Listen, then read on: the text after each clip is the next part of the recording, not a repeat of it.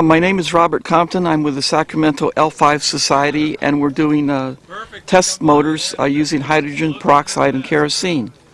This is our test motor down here. It consists of three segments. There are three bulkheads. Bulkhead number one is used to fill the rocket with compressed nitrogen.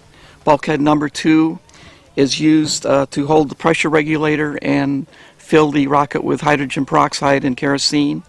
And bulkhead number three is consists of the injector plate that feeds directly into the combustion chamber.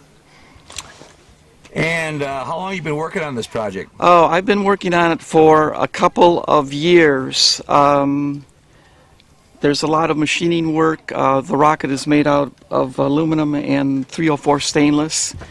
It's a modular rocket. You can essentially screw the rocket together. If you want to make the rocket larger, you can just remove the tanks and extend the length of the rocket by increasing the size of the tanks. Okay, let's start the back of the motor here, and we'll just go step by step what we got going here, okay? Okay, this is bulkhead number one. This is where you load it. This is a device you use. You load this, and then you snap off the fill valve.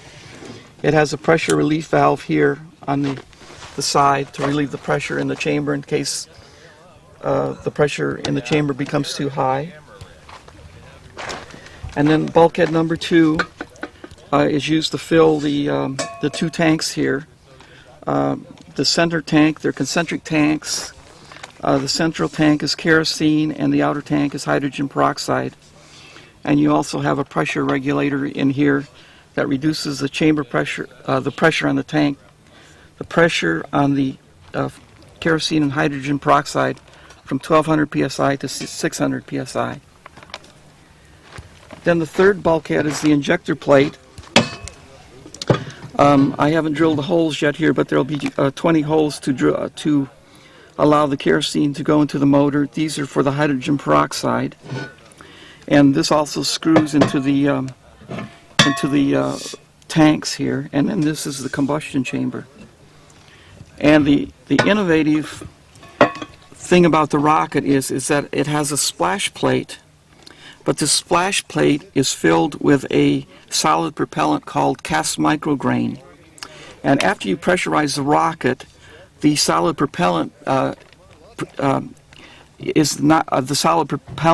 stops the peroxide and kerosene from entering the combustion chamber. So in order to make the motor work, you ignite it, you burn out the solid propellant in the splash plate here, and then once you do that, the peroxide and kerosene enter the chamber, and it's a self-sustaining reaction. So no catalyst is needed. Very interesting. Yeah. And so the pressure goes from 1200 psi to 600 psi. The combustion chamber pressure is about 400 psi. That high? Yes. Well, I'll tell you what, this is a really interesting motor. I'd love to see this thing on video fire sometime. And I see that you did fire one down here. Yes. And tell us the results about that. The results of this motor, this is my first attempt. It produced 140 pounds of thrust for 10.5 seconds. And there was a breach in the rocket motor when it was initially fired, but it still held together, and the specific impulse of the motor was 160. Yeah, that's even with a huge hole in the combustion chamber. Well, I'll tell you what, it's a really interesting project. I'm definitely going to watch this more. I've heard about you guys, and I see what you're doing now, and I understand it, and fun stuff. You're going to give me the bug to burn some more peroxide. Oh. What was that?